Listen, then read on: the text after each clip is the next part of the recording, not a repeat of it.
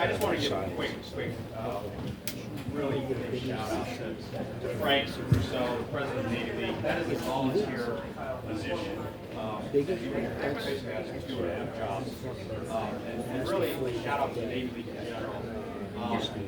The Navy League is, for a lot of us who went to service academies or different places away from home for college or for a job that you had a foster family, right? Some of you are sponsored that way.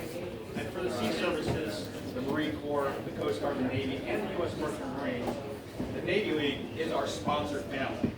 And they really take care of us, especially in places like Washington. It's one of the most extensive grassroots network advocacy on behalf of those institutions, the Navy, the Marine Corps, the Coast Guard, and the U.S. Merchant Marine. And you can't buy that type of advocacy. You can't buy folks all over the country, all over the world even, going to their local legislator and say, hey, this is why the U.S. Merchant Marine is important. They can't, the Navy and the Coast Guard are limited to what they can ask from Congress. The Navy League isn't. And they go in there and they fight those battles on behalf of all of us. So I just wanted to put that out there with a warm sense of gratitude for the Navy League.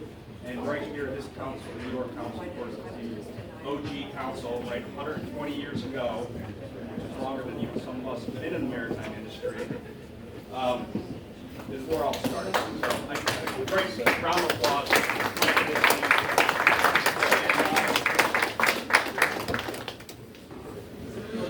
This is possibly the most important panel that we have here today. This is the future. This is the future of our world, of what we spent a lifetime achieving when we went to school, what we sailed, what we served for. This is the future of the U.S. Merchant Marine, the future of the workforce, the maritime workforce, and what it's going to look like. Just very briefly, and really the object of this is really to get a good dialogue going, not just here with interaction amongst the panel, but also amongst the audience, and even more importantly, the ideas and the notions that you see here, hear about, talk about over a beer or a glass of wine afterwards regarding the future of the U.S. Merchant Marine and the workforce. Hopefully that'll matriculate out of here, and get disseminated outside of the the traditional New York, Washington D.C. areas of thought, and you can talk to your classmates, your coworkers, other people you interact with who might not understand the dire straits that this country is in with regards to its workforce, its maritime workforce. So please keep that in mind. I really want to encourage a lot of interaction. Just very briefly, what I'm going to do is briefly introduce these folks. Everyone has a bio already, but really I'd like to just go down, start with Captain Spain and Mr. DeBurga and Lieutenant Still, Avery, as well as Captain Barnes, as to how they got into the maritime industry or into the maritime world. So very briefly, and really right now, don't care what you've done in the maritime industry, but how did you get there, and what made you decide to continue with that? So I'll start with you, Christian. Thank you. Very briefly, I grew up on the Eastern Shore of Maryland. I grew up on the Eastern Shore of Maryland until I was about 12 years old. My family moved to D.C. And in those 12 years, my family owned a bunch of boats. I was on the water half of the days of the year. My father loved fishing. I was dragged fishing. I still don't like fishing.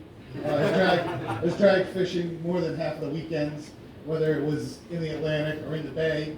And I just loved being on the water. And when I moved to Washington, it just so happened that any good sailor just ends up in a drink somewhere. My father's a buddy that he liked to go to the bar with on the weekend, happened to work at Maryland. And I had been really sold on going to the Naval Academy. I spent a lot of time around the Naval Academy, living near so close. I lived in Bethesda. And I said, this is not for me. I didn't want to take care of a bunch of 19-year-olds, is what it came down to. And then I saw that what was offered at Kings Point, and I was really most interested in the sailboats and racing. And that's how I got it. So I didn't sail. You can't sail. You would not want to be on any kind of vessel, large or small, that I'm operating. Maybe my paddle board might be safe. I'm a lawyer by training. Practiced for 14 years in New Orleans, Louisiana. And it's difficult in New Orleans to be a lawyer and not, somehow be dealing with maritime matters. I was always more of a business lawyer than I was not a maritime lawyer. But one of my clients was a marine company, a little fledgling startup at that time, Northern Offshore, and I was helping them with some finance matters, and so ultimately came on board as their general counsel. And I spent 18 years at Hornbeck, very, very much every day learning about this amazing industry. The American maritime industry is just fascinating. It's incredible. And I feel very, very fortunate for having my very land-loving background, being able to be part of the industry. So it's been a real joy for me. Hi everybody. So I'm a true New Yorker. New York City through and through. I went to high school on East 75th Street, to an all-girls school, St. Jean's Baptiste High School. And pretty much how I got here was I needed a college to go to, and I chose the polar opposite of my high school. I wanted to be around men, and I wanted to do something a little bit more structured and regiment outside of exploring the liberal arts like we were able to do so easily right in Midtown. So with a quick look through the college book, I found KP and then decided I'm going to Fort Schuyler. Hello, everyone. I have no family ties or affiliation to the maritime industry. The way that I heard of New York Maritime was through my mom and sister, who looked at the school 3 years before it was my time to look at schools. Maritime College was the last school on my list, and I decided to go a week before the decision date. So it's turned out to be the best decision that I've ever made. Great, thank you. Those are all very reflective of probably all of us, how we ended up in the maritime. A lot of us are accidental mariners or kind of backed into something, others on the other side of the spectrum, family and heritage, history. This question is mostly directed toward you, Raina, and Avery, and it's because you're at the school right now. You're at Fort Schuyler, a student, faculty, former student. I'll start with you, Raina. What's the pulse like there? What are the students saying? What is the scuttlebutt regarding being in the maritime industry? And I just wanted to throw in there that you live on the campus, right? So you know all kinds of 24 hours a day. So could you just give us a little background for some of us here of what the mood is, the vibe, I guess? So Maritime College right now is one of those, you can tell there's a change and there's changing happening. Our students are coming out of COVID. They're regaining their footing in life outside amongst each other without any regulations on how they're supposed to be conducting themselves with masks, without masks, COVID tests, all these things. And so the engagement is starting to pick back up, slowly but surely on campus. The face-to-face interaction and the desire for it is starting to pick back up. Last year I came back on campus after sailing for a few years, and I was shocked to see what was the opposite of what I was used to as a student, where all the doors in the dorms would be open, and you go from room to room bothering people, you could hear everybody in the halls, they were quiet. There was a whole lot of just like, all right, well, just text me. Can we do this on Zoom? Can we meet up virtually? I haven't heard or been asked this semester, can we meet virtually? Which is a good difference. And so I think you're starting to see the shift on the campus within the students, whether it's consciously or subconsciously. I think being not only able to go out into the maritime industry and be amongst professionals and get that dose of it, and then coming back on campus and then going on the training ship and interacting with each other and exchanging their overseas stories is starting to build up that momentum that's needed for the college to go forward in a healthy way. So I can relate a lot to what Ms. Barnes said because we work closely together at Maritime College. I would say I'm at an interesting point in my time at Maritime because this is my third year, and most of us just came off of different ships for our cadet shipping experience. So everyone's coming back to school talking about their experience and where they want to sail or whether or not they want to sail. And hearing everyone's experiences, I would say, is what's making up most of the culture and atmosphere at Maritime College right now. Sam, earlier today you mentioned that Cornerback Offshore Services has hired 300 something. I got the exact number, 383. And that's an amazing number. Almost 400 mariners are hired in this labor environment. This environment is of labor, and I'm assuming that's a tremendous success. Probably not as many as still wanted or needed. Yeah, no, it's a great success. And go into maybe some of the secret sauce there would allow Cornerback Offshore Services to excel so well when others are struggling. Well, Mike. I think it's, that's a lot to do with it. We pay well. I like to think that people that come to our company are attracted by our culture, which I think is very much part of our secret sauce. We, have a very strong culture. We're still run by the founder of the company, who sort of permeates, every aspect of our existence. So while we're a large company, we still feel like a family.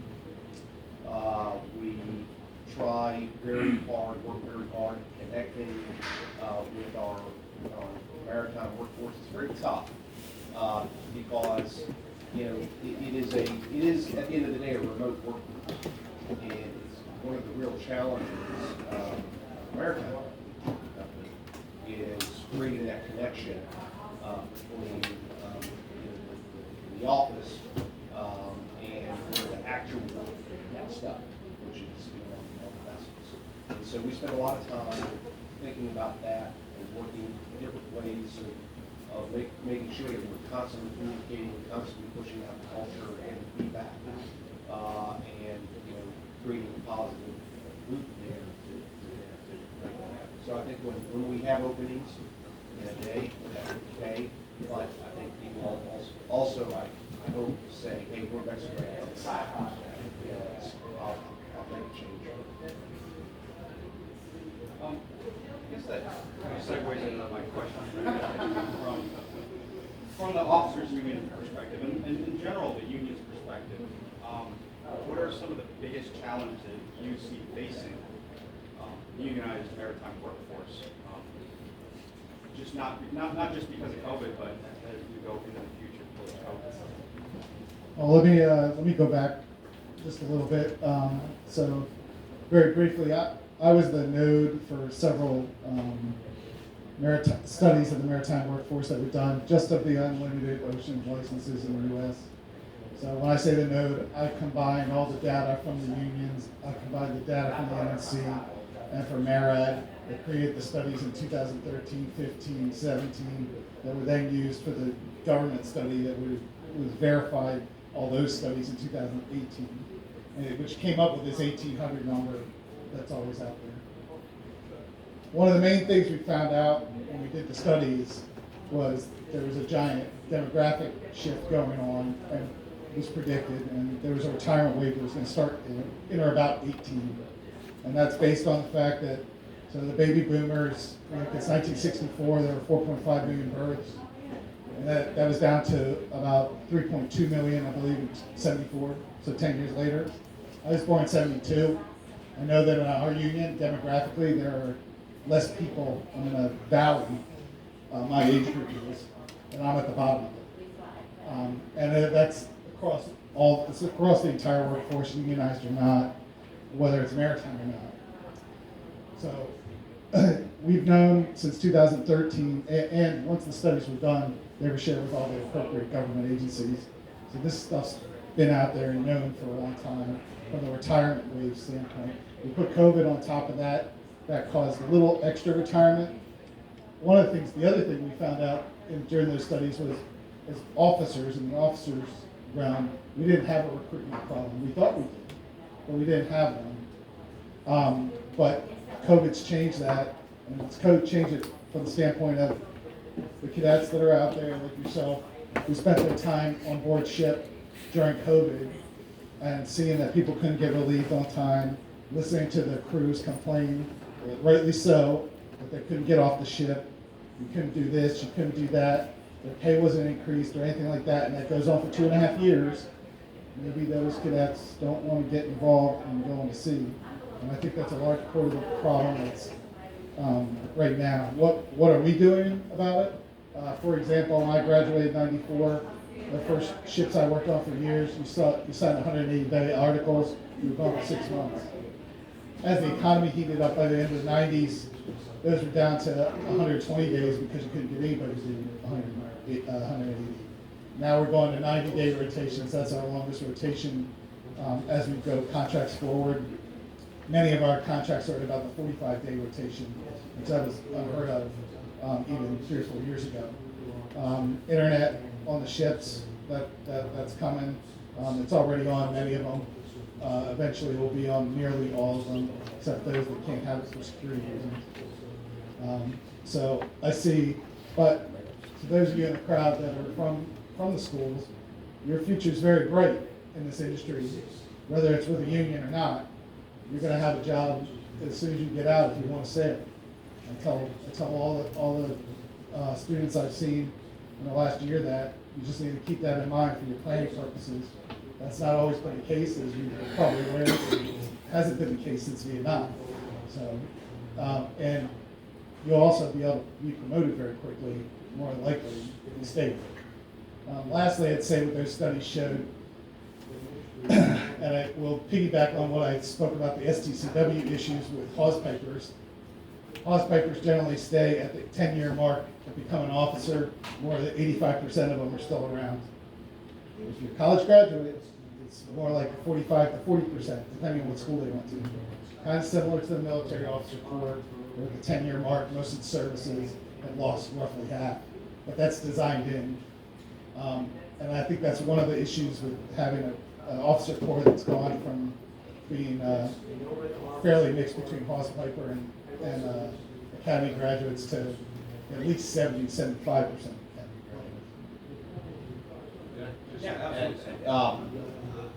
I would encourage our young industry entrants, sail for sure, and do that for a period of time. It's important for your development. Frankly, you learn all day to day. It's important to the country. And if you decide you want to make a career of sailing, you're going to have a great career, and you're going to be well compensated for it. But it's also going to give you optionality to come shoreside, because shipping companies, they really don't need people. They need people like you. They need people that have sailed, that understand how a ship works, how and bring that experience inshore. And you'll have a good career and a good job there too. Different. But I really do encourage you to sail. We have participate in summertime cadet program where young men and women come and sail with us every summer. At the end of that program, presentations given to the management team by all the cadets that have been with us. Absolute favorite day of the year, because there's so much enthusiasm and we learn so much because you see things through fresh eyes. And it's really, you have so much to offer to this industry. So I hope everybody say that to you. It's just for 2 years. It's been great for you. Thanks. This is for Raina. You are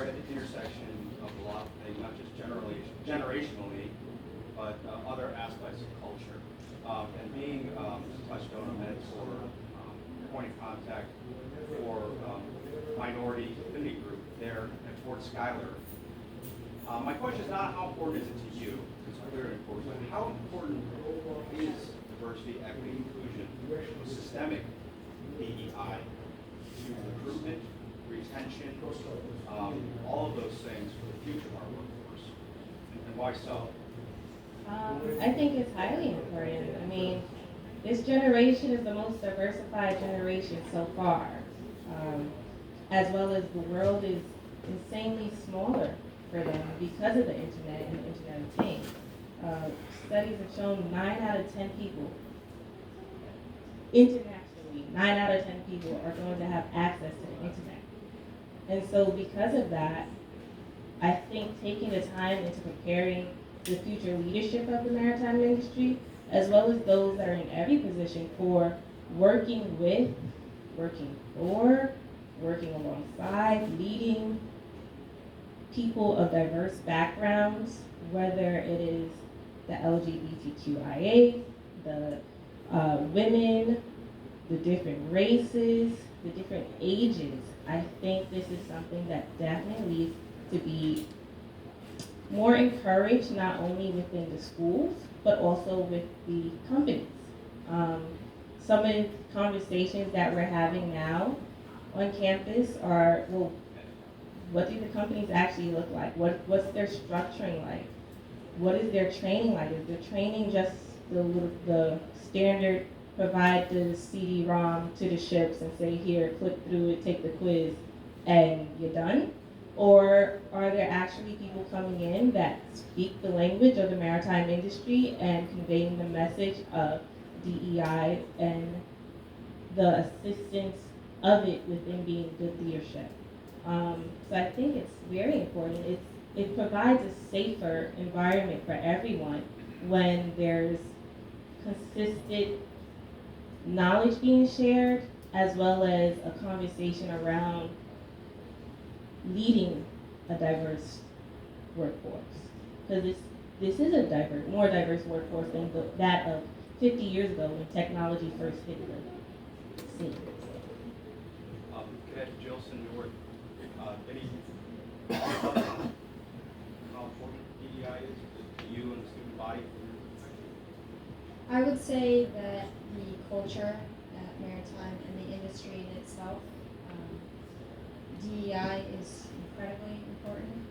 I can speak for myself and my shipmates that we have seen some pretty unacceptable behavior, whether it be on a ship or on our campus. And I think the spread of awareness and the continuous growth of DEI and awareness is very important. And to me personally, I think that sexism is very prevalent in the industry, and I am working towards eliminating that, as I know many of my fellow students are as well. So.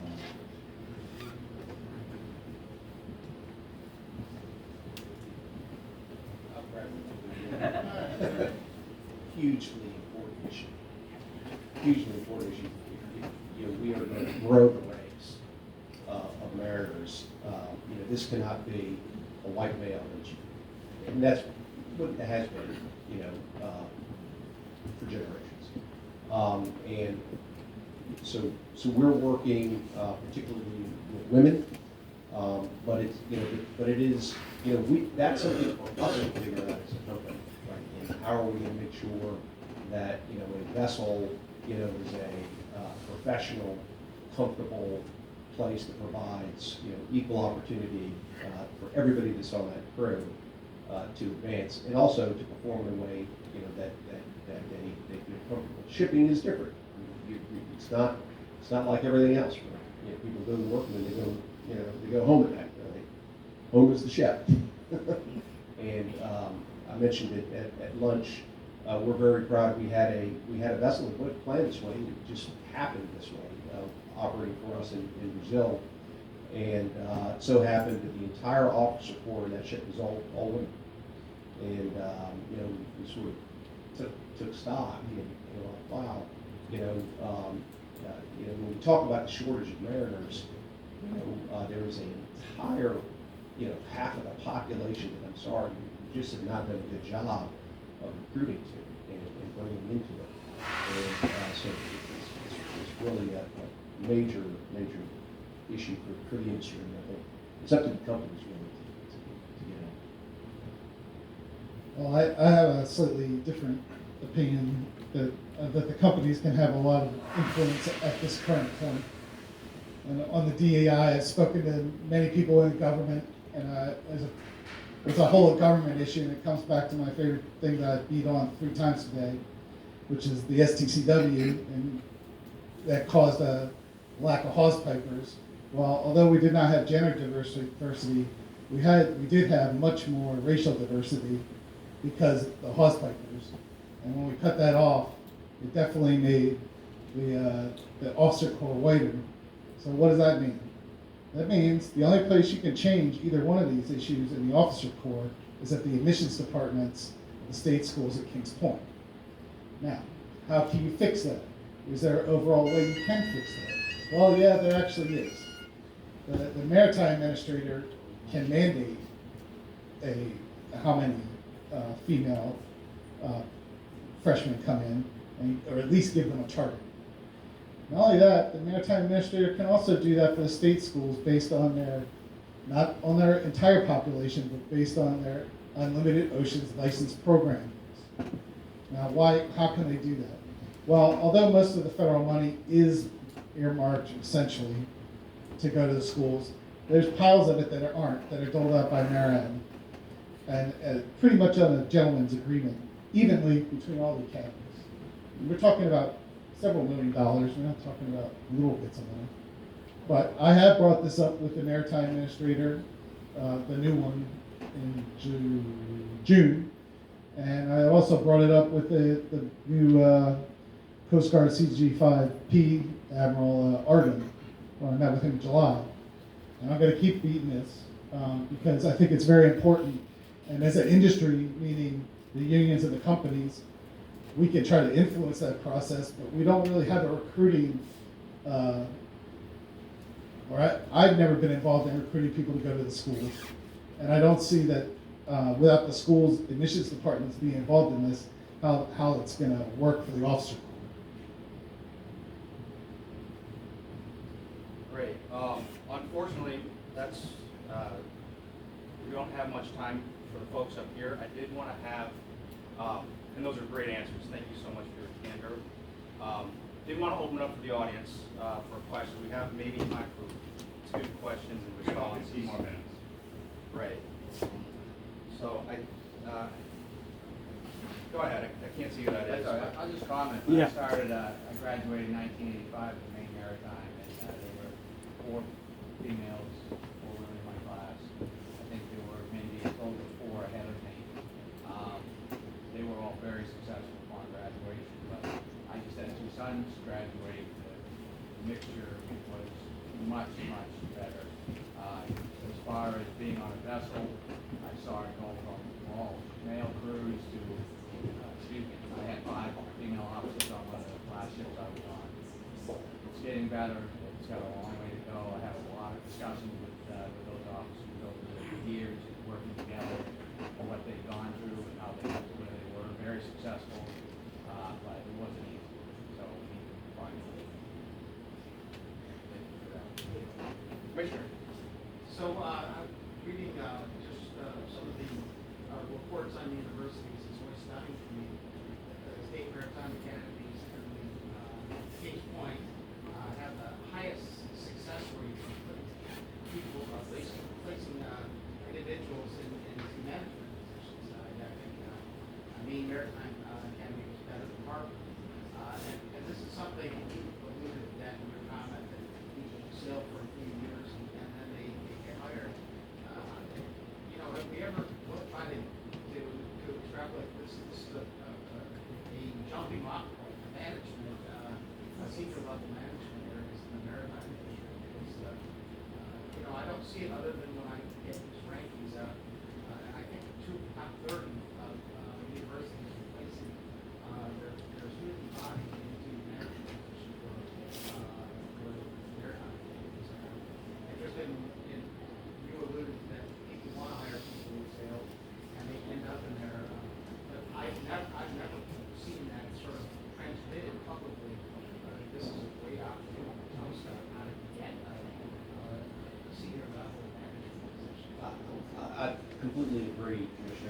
it's not just getting jobs in the maritime industry. What we've seen is there's something unique that comes from working on a ship. I haven't experienced it, but spoken to enough people that have. That just makes you think a certain way and problem solve a certain way. It makes you sort of emotionally very smart and able to work as a team with a group of people. And I think it just sets you up from simply the point of view with soft skills that are needed, to ultimately get into senior management. I think it just sets you up in a way that, if you came out of Harvard and went and worked in a bank, for 5 or 10 years, eating your young, I think it just puts you in a whole other class of ability to succeed in a larger organization, whatever kind of organization that may be. So, I think the maritime industry needs a new PR person. And so with that, you'll get more of the touting of our successes here. I think the story of Popeye and the ragtag group of sailors really is not the way that we should be moving anymore as an industry. We should be moving more collectively as an international business force. And if that's more pushed out to the public, then maybe we'll start seeing a little bit more interest across the board.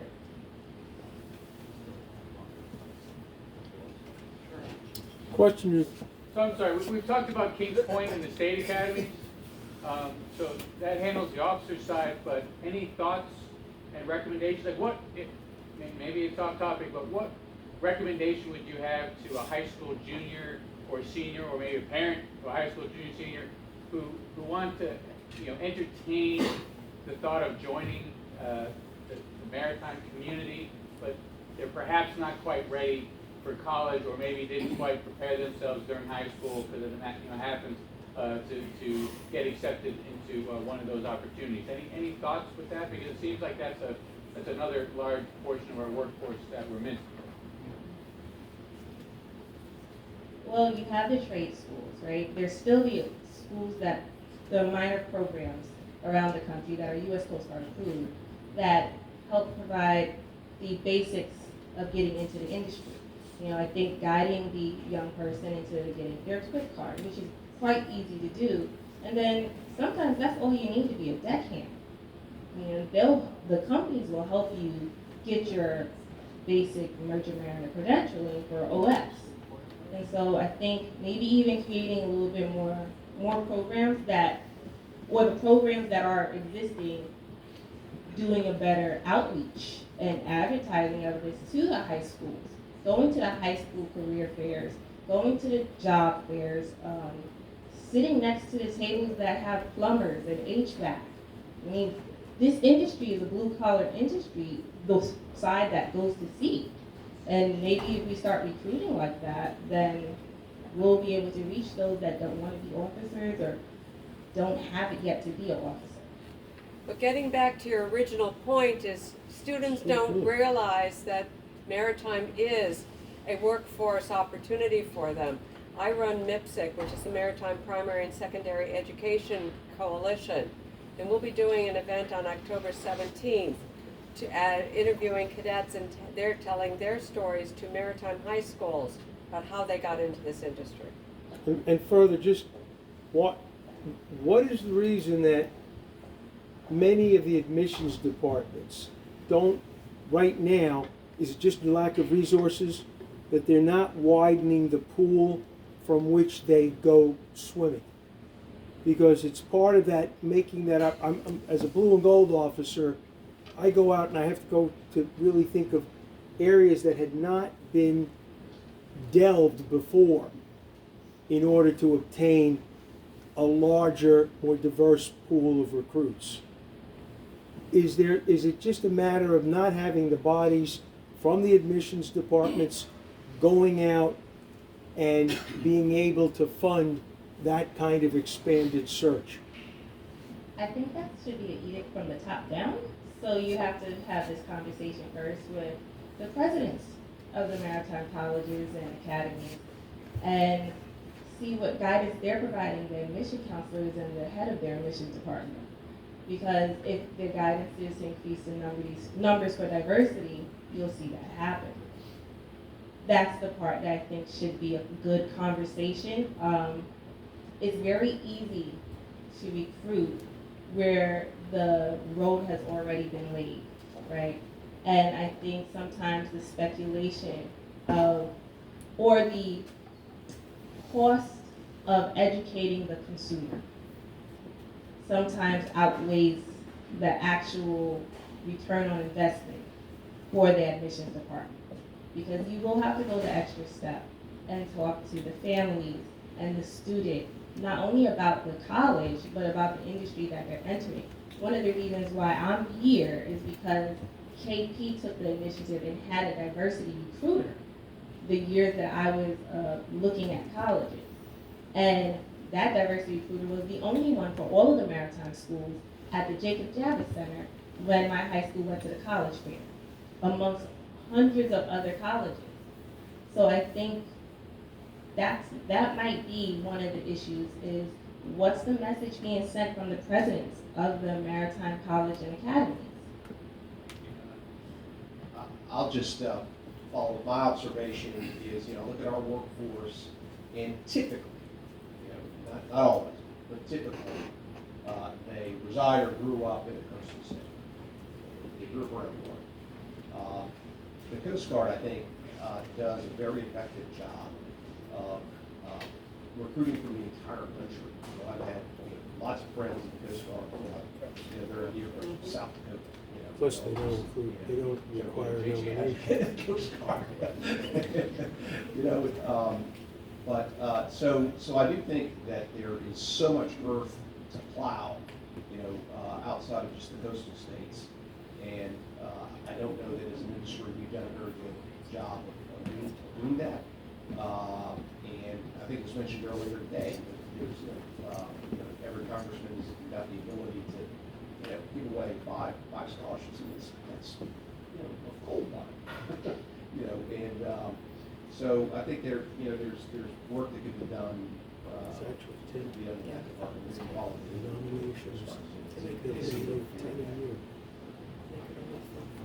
Okay, I think we have time for maybe one more question. I see a hand. Okay, So, one thing that I've noticed is that, and in general, is driving the like New Jersey Turnpike, Mass Maritime had 2 cadets standing up for a rest, in uniform, all that. And I think kids coming back from a business course, if they don't have somebody who's already in the program, they don't understand the program at any fundamental level. And a lot of kids come back thinking that there's a military commitment, that there's all these other things, and that it's something more than what we actually do. I think that's part of the reason why we're not seeing as much diversity in the industry. Because if your only contact is people who've already sailed, so family members, it's not going to diversify the industry the way that we will see.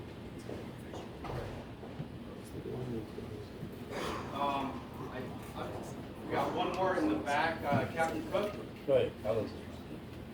Now, you spoke of hiring 384 mariners for Hornbeck. That is a lot, meaning you lost a lot of employees. What steps are you taking to retain the 384 that you just hired? Well, that's the trick, right? we don't want to have to do that again. It's the same thing that we do all the time, right? It is just, like I said, I think once people, join a company, they might change because the pay is a little better. But that's not why they stay. And so I think you have to work on culture all the time, and we really work on it all the time. And so hopefully we'll continue to succeed there. It is very difficult. Again, remote workforce in a challenging environment is tough. But what we do have at our means today that we haven't had 20 years ago, is all of the ways that we can communicate and get together even if we're not face to face. One thing, as an example, one thing we do every year, every master and every chief engineer in our company, we have a 2-hour sort of virtual meeting with a panel of them, maybe 5 or 6, and the CEO and 2 or 3 top executive officers. Everybody, every chief, every master gets that. Kind of 2-hour dialogue, with the company's leaders. So hopefully that helps sort of push, tone down, and they carry that back to us. Every opportunity that we have to interface personally with our workforce, we'll do it. We're near coastal shipping, right? So we're not gone 6 months. We're gone for 10 days. So we have a mandate in our company that every manager has to go get on at least 10 ships a year. Irrespective of what department you're in, if you're in the accounting department, you have to get on 10 ships every year. And it's part of your compensation. Just get on a ship, talk to people, let them know who we are, what we are. And it's just constant work. Okay, great, thanks. The great thing about cocktail hour is we can continue this conversation over drinks. First couple rounds are on AMO and Hornbeck. I'll turn it over to Frank. But how about a nice round of applause?